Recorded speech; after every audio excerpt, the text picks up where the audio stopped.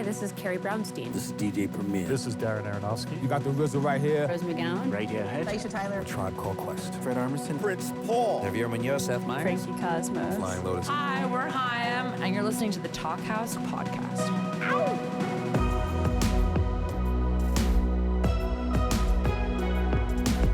Hello and welcome to the Talkhouse Podcast. I'm Josh Modell.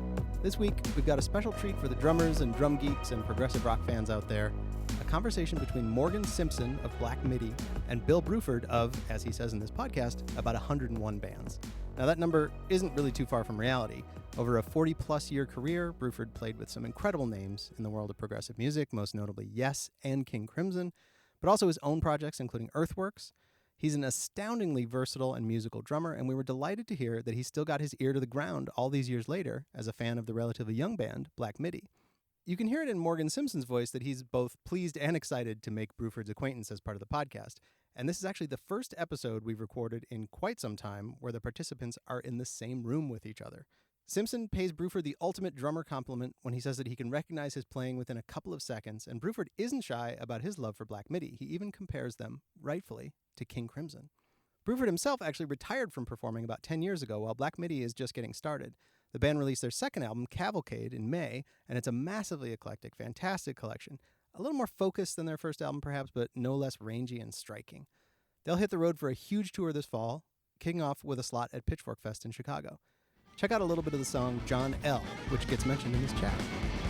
3 uncles of old sonny boy, backed only by accordion. 3 rows of pale brunettes protect him from the crowd.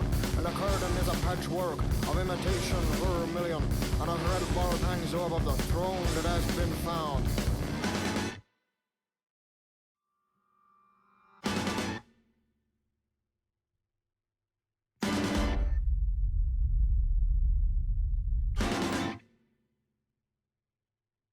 This is a scene on Main Street when John 50 comes to town. Bruford and Simpson have a lot of fun, as you'll hear, talking about other drummers like Phil Collins, Billy Cobham, as well as the similarities in their own playing. If you've never realized that a snare drum could sound like you're, quote, being slapped around the head with a wet kipper, then this conversation is for you. Enjoy.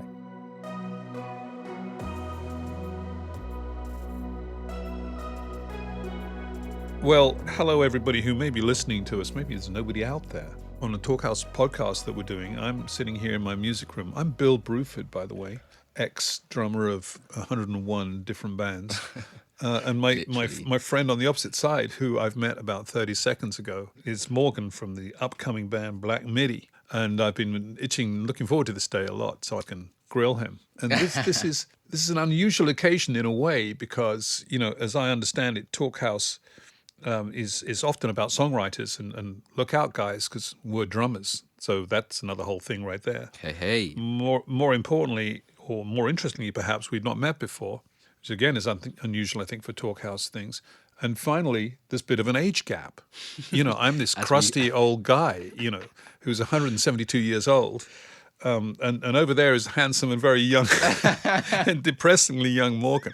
Oh, you're too kind. So actually, we have similar experiences, but we have half a century separating those experiences. Isn't that interesting? Very interesting and crazy, in fact. Yeah. But also beautiful at the same time. Yeah, absolutely. I love speaking to guys who are coming up. I've done a lot of kind of lecturing and chatting and writing books and stuff, trying to communicate the love of drumming and the value and the wonderful stuff about drumming to younger people. I know. It's drumming is such a... we're very fortunate to be able to do it. And as I said about a minute ago, you're definitely a hero of mine. Well... Just to make that very, very clear. I feel very privileged and lucky to be here. Don't feel like that at all. We can soon ruin that feeling. Don't worry, we've only just started. You've only just begun. I don't know how you want to play this, but you know, there's a couple of things I thought we could do, which is I'm fascinated to hear a bit about Black Midi's music creation process, be that rehearsal rooms and you know, making records and stuff, and also about Morgan's music creation process and how you came to be the kind of drummer and musician you are. I think the only thing we might avoid, perhaps, is a track-by-track breakdown of the new album, Yeah. Cavalcade, which I've been listening to. We're very well prepared. We are, right? I've been working all last night on this stuff, and it's great. I really enjoyed the new album. Thank It's you. terrific, which I think is coming out imminently in a couple of days' time, maybe. Literally in a couple of days. May 28th. Yeah. But where to start? Well, I thought, who's John L? Is always the first question I guess you get. Tell us who John L is. Well, John L is so Geordie, Yeah. singer, lead singer, guitarist, had written the lyrics. So, I don't want to speak for him in terms of go what it might on. mean. Do you know what I mean? He's not listening. Well, he might be. I don't know. But I think to me, John L is a sort of like big figure who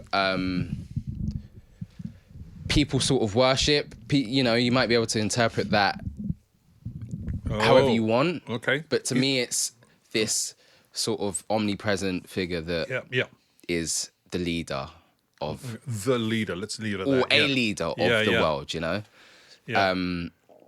So yeah, it's a lot of people ask that question because it does right. cause. I mean, I think it's a great title and it doesn't mean anything specific. Yeah. Do you know what I mean? Yeah. I think the best things really have multiple meanings. Indeed, they're much more fun, yes. Yeah, exactly.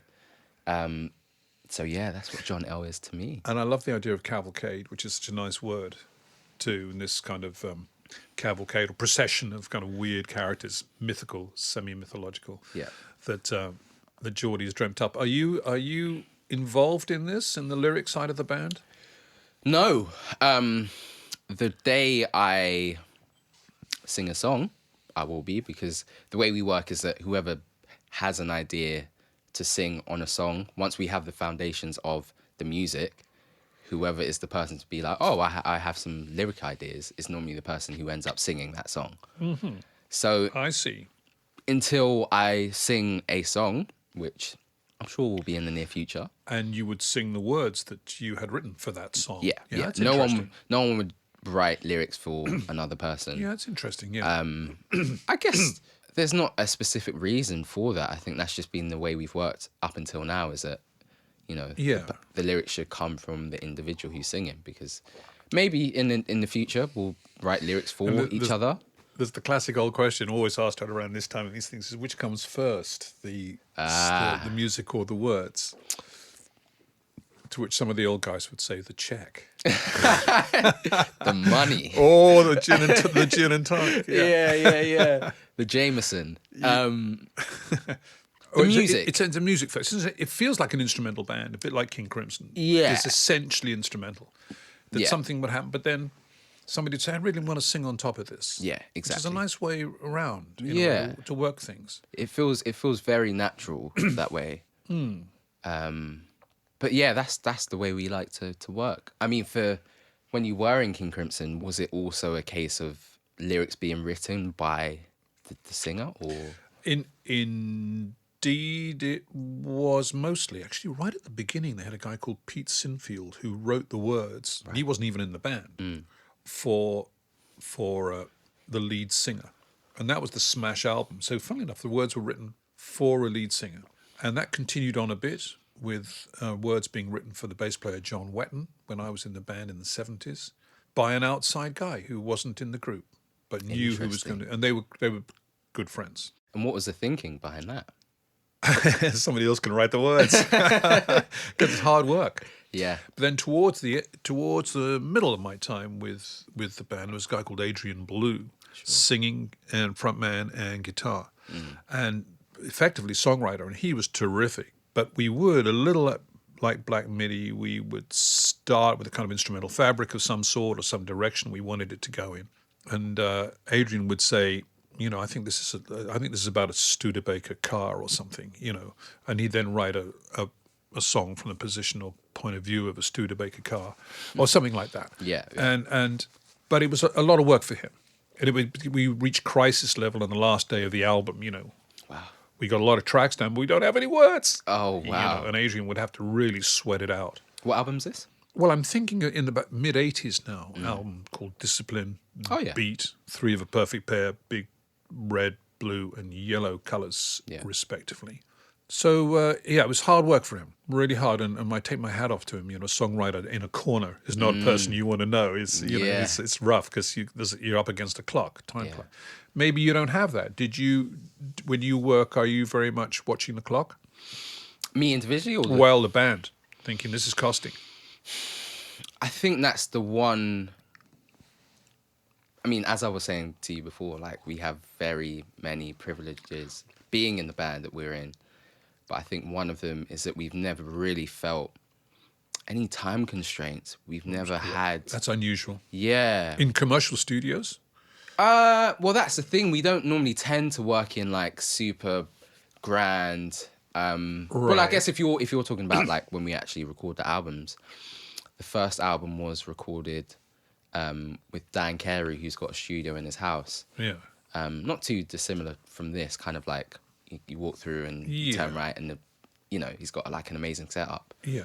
And where we did Cavalcade was in Dublin, and a really beautiful studio called Hellfire Studio. How long did that take? The to record? Yeah. So we were out in Dublin for maybe 5 or 6 days, and that was to get all instrumentation down. Wow. That's fast, I think. Yeah. Well, that's the thing. Once we're in the groove, we work really quickly. That's great. Yeah, we got there on a Sunday evening, I believe, and on the Monday, we had maybe 6 or 7 live takes of. But you've been playing the song for a little while before, or not? Yeah, well, some of them. So, like, half of the album is sort of was written towards the back end of Schlagenheim. So, sort of like the newer material that was coming out of jams and gigs and whatnot. Yeah. So those tunes being John L, Condro, Malaysia Patella, Slow. I can't even say that, but you said it so well. I hope I got the pronunciation right. I think I did. Those songs, and is there another So they were under the fingers. People knew where the fingers were going. Yeah, we played them at gigs, and we played them at a UK tour that we did last February, just before Mayhem. And so you were able to play the song all the way through and get a good take of it. Yeah, definitely. Do you realize how old-fashioned that is? That's delightfully old-fashioned. Really? Yeah, and you played them all at once? Yeah, live. Live with no click tracks? No click. Do you realize how ancient this is? We're old men. It's really nice to hear. I mean, and it sounds like that, of course. Sure. It sounds like that, and I love that. It's partly why I like the sound of the band. It doesn't come, fresh frozen out of a freezer of algorithms. Honestly. And downloaded tracks and stuff. Yeah. Which is not my favorite kind of music. I'm more a red-blooded guy. I like to see other people's, look them in the eye and count 1, 2, 3, 4, let's play, And I'm happier with that. Exactly, because that's how music began. That's how music... It has been done for many years, quite effectively. Yeah, it's worked. So why change it and mess with that? I think it got expensive to do, and a lot of people thought, well, I can do this and sitting at home on my laptop and send the files around the world, and the bass player will stick something on, and the guitarist will stick something on, and they won't know what each guy is sticking on anyway. And eventually an album will appear. Yeah. But for a few years, I thought it all got a bit stiff. So that's really interesting. And your music-making process, therefore, is a whole lot like King Crimson's was. Very similar.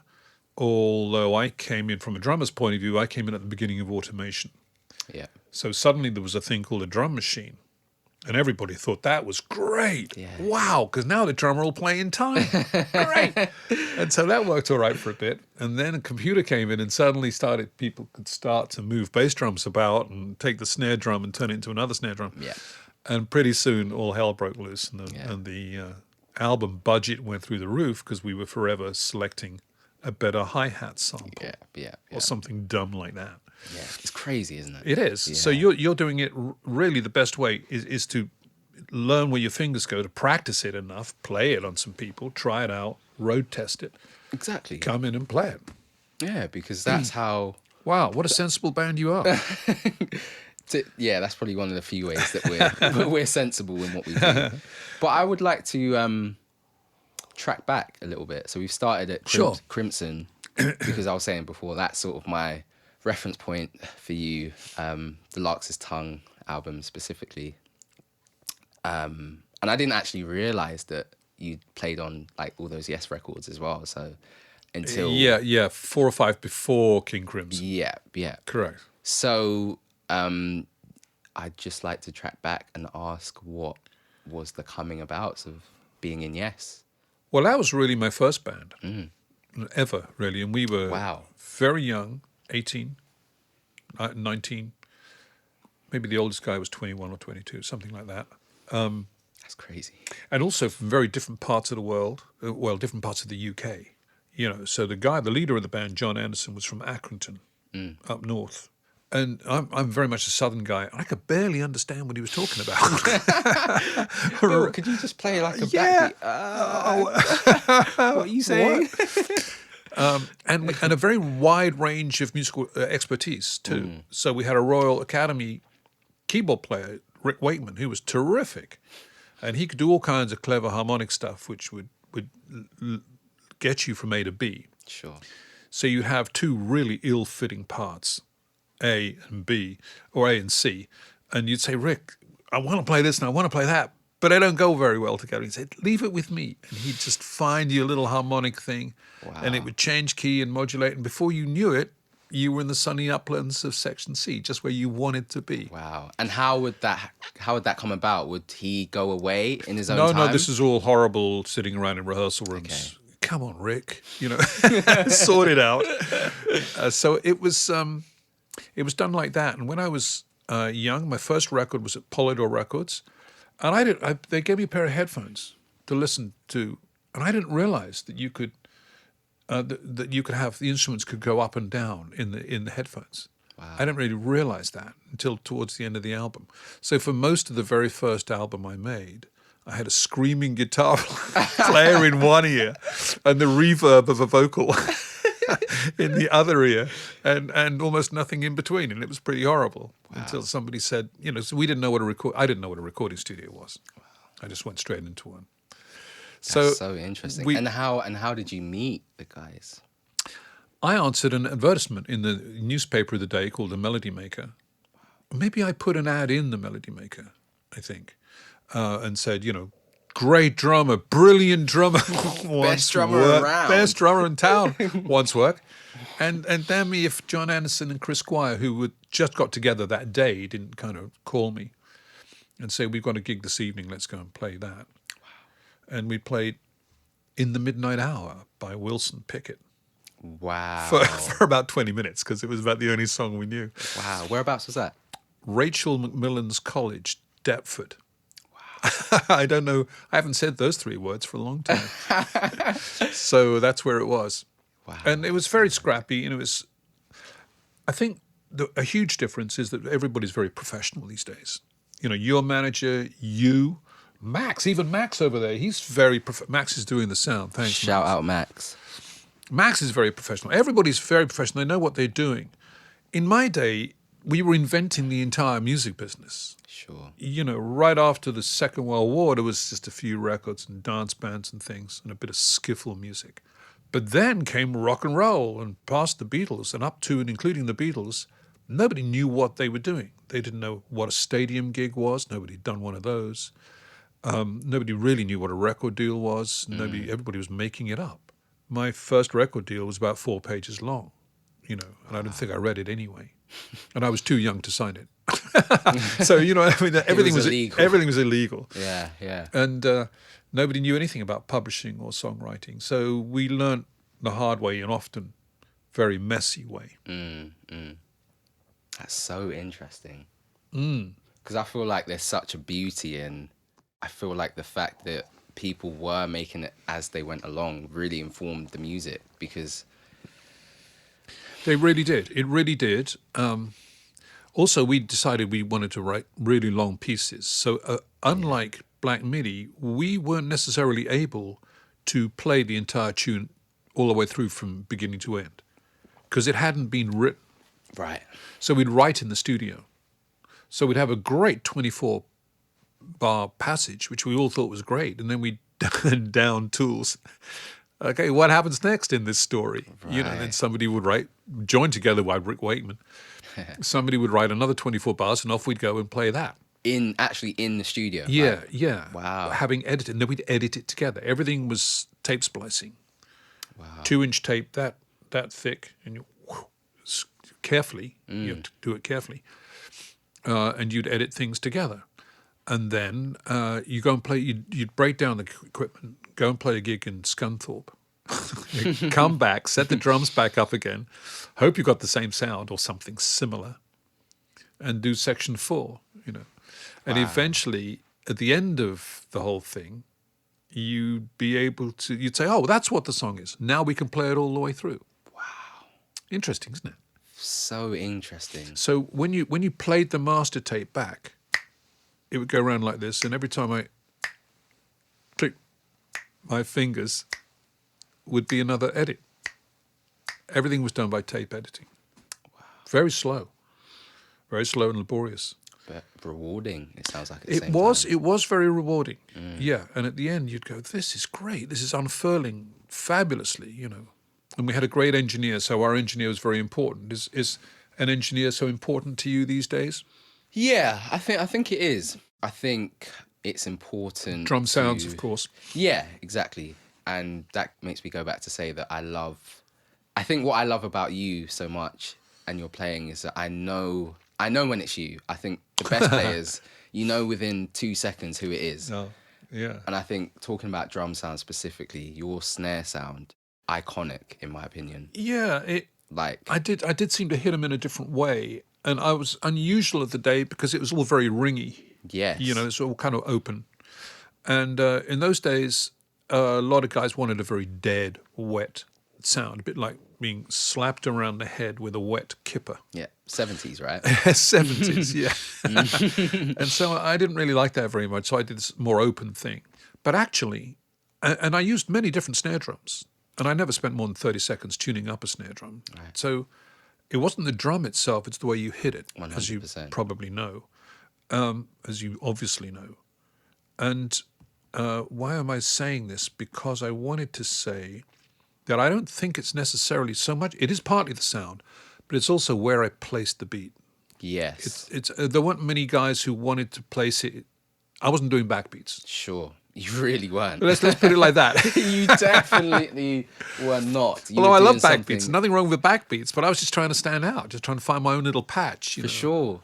Everybody else is playing backbeats. I've got to find something else. And I think that's something that I take direct inspiration from you about, is that when I'm thinking about drum parts, it's not to say that I think, oh, what would Bill Bruford do in this situation? But I feel like backbeats are the cornerstones of modern day drum beats, right? Yeah. And I really try and consciously to veer away from that. And I think now I'm naturally at the point where I don't instantly go and play a backbeat because it's not natural to me anymore. Unless it's what the music calls for, but I think in a band setting, I really try and take inspiration from people like you. And also I think, separate note, but I think Phil Collins is a criminally underrated drummer. Like, I think he's... Yeah, terrific drummer. Oh, incredible. Yeah, absolutely. Very, very natural guy. Yeah. I know you mentioned Billy Cobham once. He could do you a fantastic Billy Cobham impersonation. He's a terrific mimic, Phil Collins. He used to have a great line in doing a C line, kind of I can't. He'd sort of flap his. He'd flap his hands like that. No way. And he could mimic. So he was a great actor. He could mimic anybody. He could mimic Phil Collins. He could mimic Billy Cobham on the drums. Added to that, he could sing in an odd meter, or he played an odd meter and sing in 4. And some of his early stuff is really, really terrific. Yeah. And a great natural rhythmatist, yeah. Yeah. Incredible musician. Yeah. I played with him briefly in Genesis for just about... Well, yeah. About a year we did together, so I got to know him pretty well. Yeah. I was gonna ask about that. So you played on a couple live albums, we did a tour for 6 or 9 months, excuse me, and Yeah, inevitably there was some live recordings. But again, bear in mind that to make a live recording was a massive affair. You needed trucks and searchlights and crews of people. And, you know, it was very expensive to make a live recording, which is why we guys had very few live recordings. Yeah. Now, of course, everything is recorded, and beautifully so, and everybody has everything. But for us to make a record was an expensive, complicated thing. So you never had any excess material in the studio. Very few rough takes, you know. But I think that's something that is a bit lost nowadays. I think the fact that it was a lot of admin to record a live show, you know, pre-80s. Yeah. Meant that, like you were saying, there's no excess. And it means that... No fat. Yeah. Yeah. When I feel like when a musician has that in mind, you have to execute. You do. You know? You can't rely on, oh yeah, we can record it again and again and again. Yeah. It's like, you know, that's why I think the best musicians came from the 50s to the like 80s. That sort of period is when you had to perform. You couldn't rely, of course, technology is a big factor as to why you would be able to redo things. But I think, you know, when I hear live recordings now, a lot of them are like Spotify sessions and YouTube sessions, and it's there's no, you know, to me, the idea of doing a live recording is to sort of maximize the beauty of music being played in front of people. Yeah. Not someone with their acoustic guitar sitting in an office in London Bridge in YouTube's like head office. Like that's, to me, that's not appealing at all. And there was always Pro Tools, of course, you know. Yes, so exactly. All that double bass drumming from all that stuff is gridded out on Pro Tools. Exactly. Which folks who are listening is a kind of music software program which can make you sound great. The best ever. Yeah. And get rid of all your mistakes. You see, I like mistakes. Me too. I'm perfectly okay with mistakes. Me too. I love mistakes. Did you know Tony Williams? Did you ever get to hear Tony Williams' stuff? I love it. I mean, Tony Williams was one huge mistake from the beginning to the end, and it was the most exciting thing in the end in the world. Exactly. He'd reach for figures on the drums, and click sticks all the time. The sticks would hit each other all the time. That's what I love about Billy Cobham as well. You hear his click stick. Yeah. All but the it's time. all right. We've got Pro Tools. We can edit out the mistakes. No. Don't edit out the mistakes. That's what it is. That's what makes it, right? It's funny, isn't it? Yeah, it's so funny. Even talking about Tony, I was watching a video of him in Miles' second quintet. So him, Herbie Hancock, Ron Carter, Wayne Shorter, and they were playing Agitation, I believe. Yeah, I know. Yeah, amazing tune. But it's this gig in France somewhere, I think. It's on Herbie Hancock's YouTube. And they all kind of walk out on the stage. They're all being introduced, which I think is also a really cool thing that doesn't really happen anymore. Yeah, get that back in your band. Do you know what I mean? Yeah, on drums. Yeah, we have so-and-so. Absolutely. Like, I think that's really, really epic. But they're all walking on, and of course they all look cool as fuck. Like, suits and suited and booted. And Miles Tony's walks looking on. about 16 or 17 years old. Well, I think he was, 67, so he would have been 23, 22? Oh, really? Maybe. That kind of age, yeah. Yeah. Very young. Incredibly young. And they all walk on, Miles comes on last, literally plays like one line, and they're all in straight away. Like, they're all at the point that you'd normally reach in a gig, maybe like an hour in. Yeah. And they're just there, you know? Yeah. I think, but there's so many mistakes as well. Like Ron's still tuning up, like in the first tune, because he literally did not have time to do all of that. And I think those are the beautiful things that really There's something make about music breathing too. So I sort of I don't resent. I mean, I had to work with the arrival of the computer. Sure.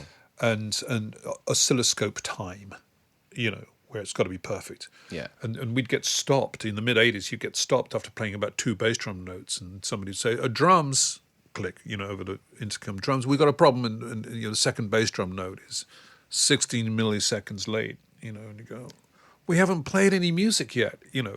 Wow. And you'd get stopped all the time. So who would say that? The producer? Well, the producer. Yeah, the producer doing sessions or in some band stuff for the guys who got very keen on computing. And so it made absolute misery for the drummer, Oh, God. because after a while you couldn't play anything because you were pretty sure it would be 3 milliseconds late.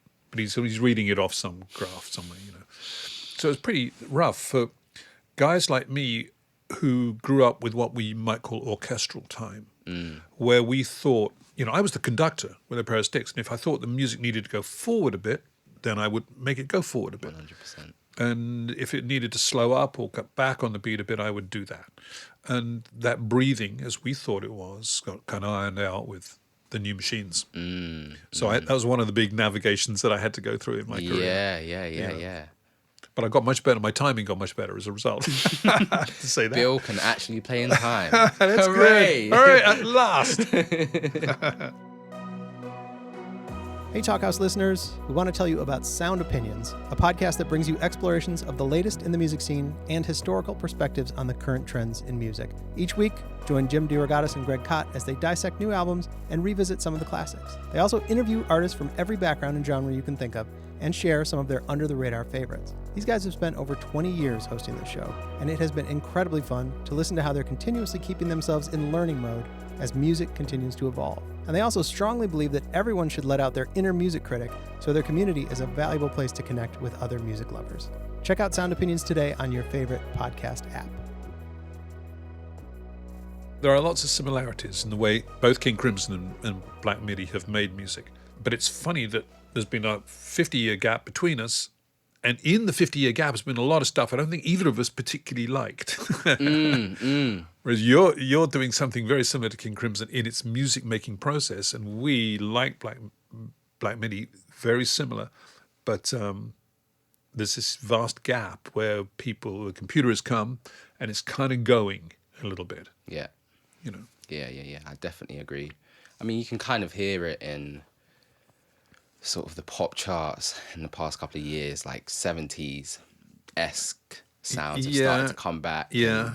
The 80s has come back as well. Right. Whatever that even means in terms of things coming back. But I think people are just growing a bit tired of screens, because now it's not as if like we also have phones and tablets and laptops that are the most incredible, fast working things ever. And I think now when it comes to making music, it's like it seems as if people... Do you play another instrument? Second instrument? So I dabble a little bit on bass guitar, because my dad is a bass player first, but also teaches guitar. Really? Yeah. So that's... So you're a working musician? Yeah. Oh, great. So he teaches full time, but he also gigs. Well. And my mum sings. Lovely. You're from a musical family. Yeah. That helps. Yeah, it really helped a lot. Yeah. To say the least. Yeah.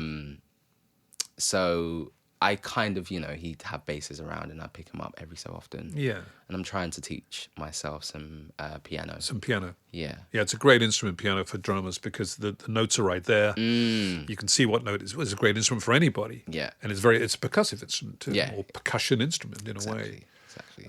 So that was always my second instrument. I was just knew enough to play slowish. Yeah. But I got around with some harmony and stuff, and so was able to write some albums in the 70s and... Yeah, with your own band. With my own Bruford, bands, right? yeah. Eventually I got to my own band. So, an obvious question for you is, where would you see yourself in, 10 years' time? With mega platinum, of course, Black Midi albums on the wall, of course, Max is looking at me as if to say that's never happening. Don't look at him like that. Good question. There's nothing behind. Sorry, go ahead. There's nothing behind the question at all, other than, what do you think? Where does the music business go? Yeah, I think it's interesting, because if I'd been presented with that question whilst I was still at Brit School, you'd say, I want to be in a band like Black Midi. Yeah. Well, I think I would have said I want to be a session drummer and play for Adele. Well, okay.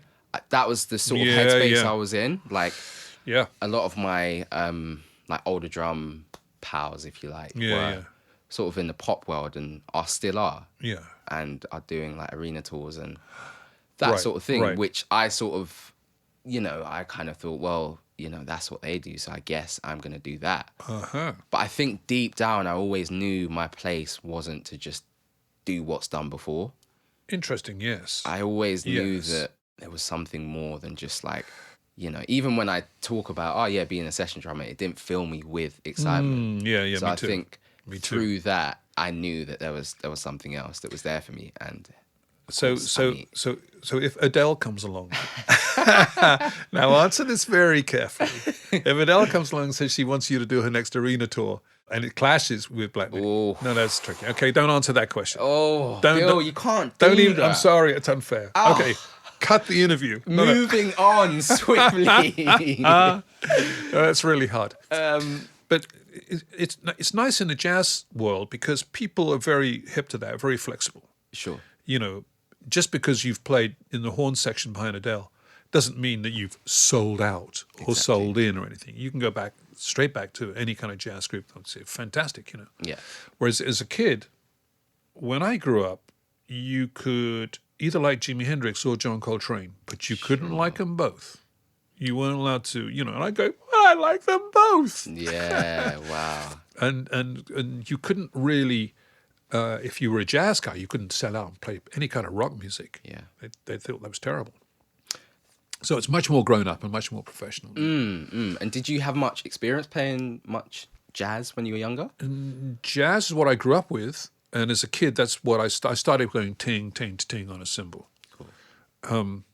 But then fell straight into, as everybody would in 1968, you fall straight in with Hendrix and all those guys, rather than at that time, not great British jazz scene. You know. So I just fell into that, and one thing led to another. But all the time for about the first 2 years of Yes, I thought we were in a jazz group. You know, but that's okay. I learned. I got there in the end. Wrong and strong. Yeah, as they say. Wrong and strong. That's really very, very interesting. And did you have a very musical upbringing? Not at all, really. I had to make it up as I was going along. I wasn't from a musical household, although my mum was a great dancer. My mum and dad loved dancing, ballroom dancing. Amazing. And they would roll up the rug, you know, at 8 o'clock at night. And I'd be the DJ putting on Frank Sinatra and Nat King Cole and stuff, you know. And so I grew up with a lot of great quality UK and American popular music. A great popular songbook. I know all that. And it's just lovely music, you know. Amazing. The last lyrics I really learned by heart, but I didn't know I was learning them by heart, is Cole Porter and Frank Sinatra and those kind of songwriters, you know. And you would just absorb that stuff like blotting paper. And then eventually Elvis Presley came, and Scotty Moore and Heartbreak Hotel and all that stuff. And you go, what is this? And eventually drums. So what did you think when you saw or heard Mitch Mitchell? I thought it was Elvin Jones playing with, you know, he had that sloppy left hand technique.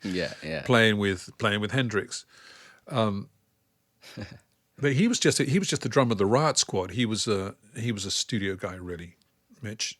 And again, a crazy world of nobody knowing really where this was going. And I liked him. Everybody thought the bass player was terrible, and he was. Who was that guy? I've forgotten.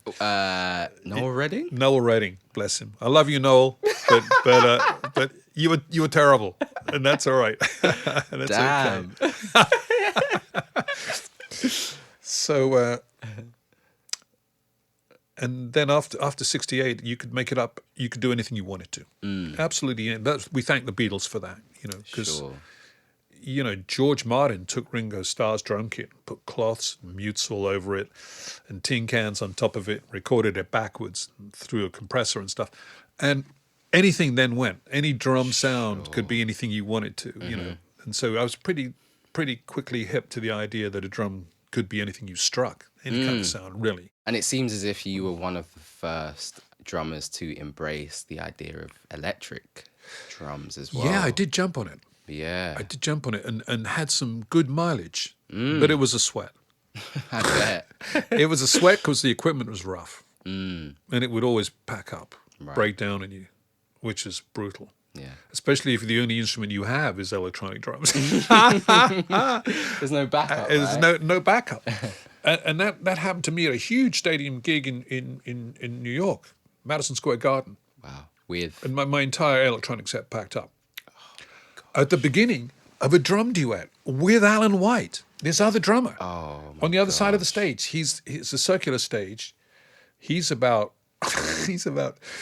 15, 20 meters away over the other side of the stage. It's a drum duet. Nobody else on the stage at this point. Oh my God. Arc lights and spotlights from hell. And I'm left with some cymbals and a hi-hat. you boy, I thought of some good stuff to play on cymbals and hi-hat though. And he covered very well, so it was great. Wow. But no, don't go down the road of electronics only, because it's rough. I definitely won't now after you saying that. But do you do anything with electronics? So we've sort of dabbled with, the Roland SPD. Yes, I do. Yeah, so we've used that a little bit, or I've used that a little bit, just for some Some additional colours. yeah, funny Sure. sounds, really. Not Yeah. even musical things, just Tom and Jerry samples, or that sort of thing. Well, I've spent quite a lot of time finding compositional aspects out of the electronic drums. So you configure some kind of tintinnabulation of percussive sounds of some sort, electronically generated, which everybody else in the band loved. Yeah. And you'd go, they'd all stop drinking coffee and go, what's that? And when the other guys stop drinking coffee and say, hey, I want to play with that. Play that thing again, Morgan. Yeah. I want to play that, then you've got them. Yeah.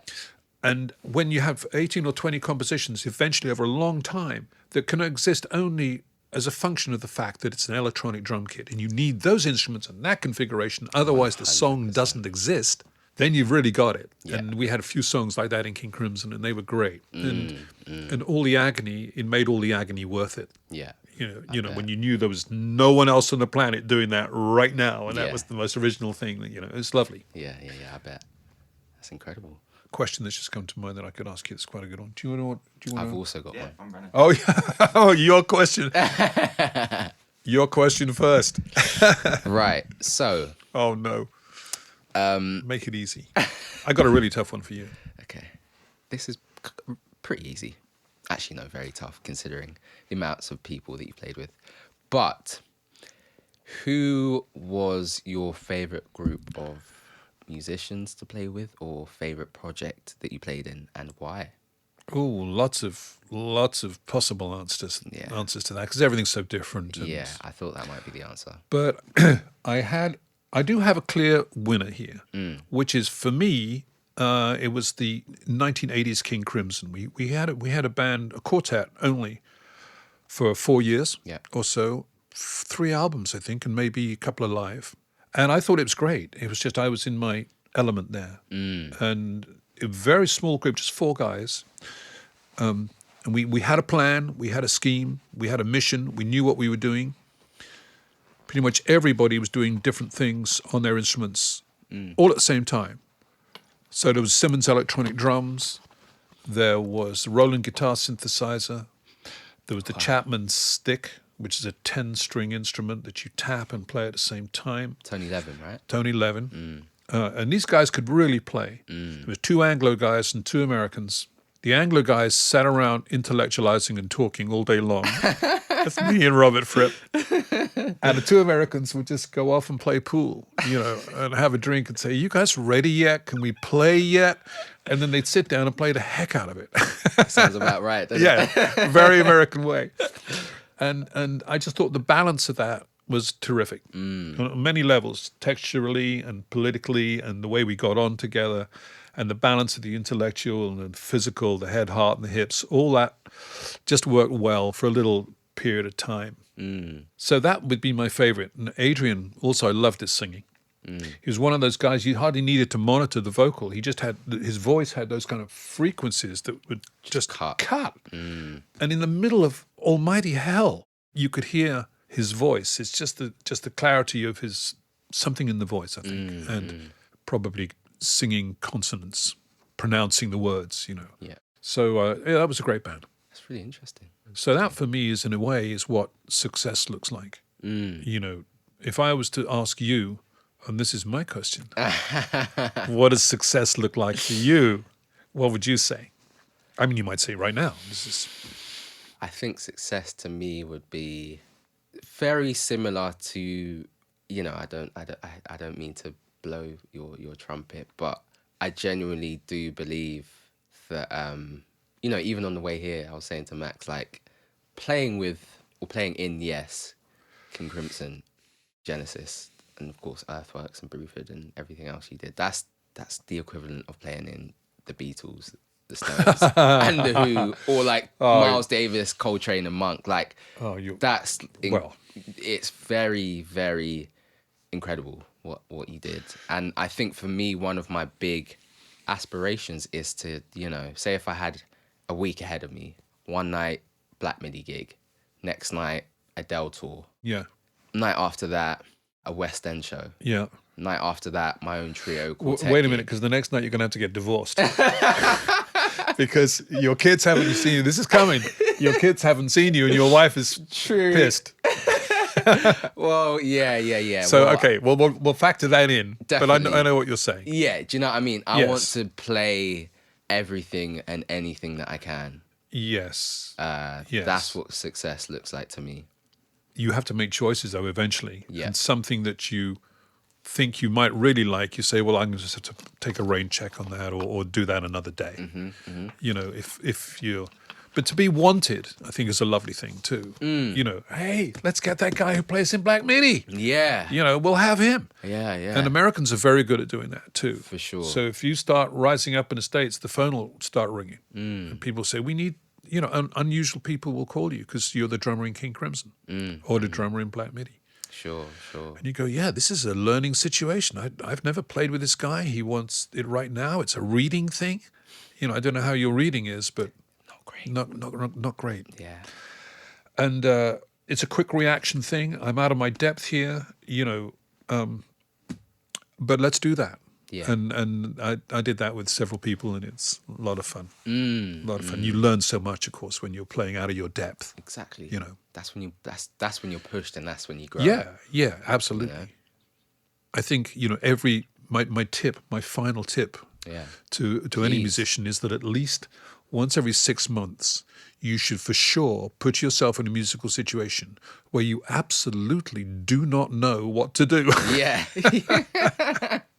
And then you do something. Totally. And you find something. And that's the way it goes.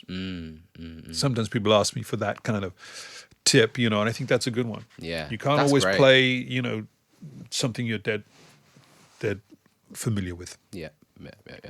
What's your tip for young drummers coming up? Oh, gosh. There are people behind you, you know, even though you're so young. There are probably great guys right now, age 16. Oh, definitely. There's loads of them. I know that for sure. No. It's going to be a 60-year gap between you and them now. Yeah. Right? Well, what would you say to them other than go to the Brit School? Other than go to the Brit School, I think open your ears. I think because, you know, talking about the Brit School, that was the main thing that it did for me. I hadn't heard of... Well, I might have heard of King Crimson and Yes and Genesis before that. Yeah. But I don't think I was actually interested, you know? I think I was in a headspace where I listened to a particular type of music and I liked other things, but I would never really immerse myself in those other things. And I know exactly what you mean. I've taught people one-on-one and tried to find out what kind of music they like. And the music they like is within this terribly small width band. Yeah. And it stretches from about, you know, 2013 to 2015. And that's something like that. And that's it. And you go, is that the whole of music for you?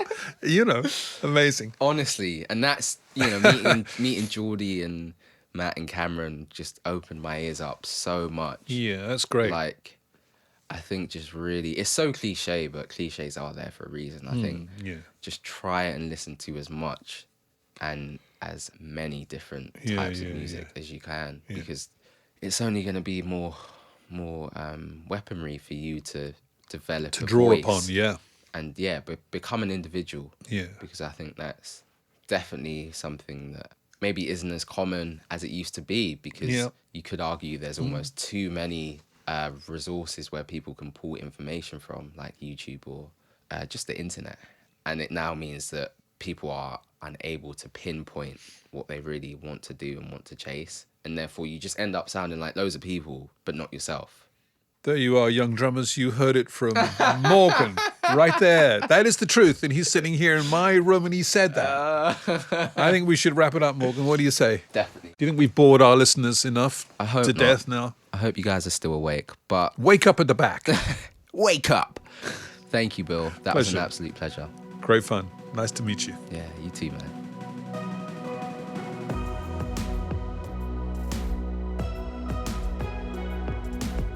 Thanks for listening to the Talkhouse Podcast, and thanks so much to Bill Bruford and Morgan Simpson for chatting.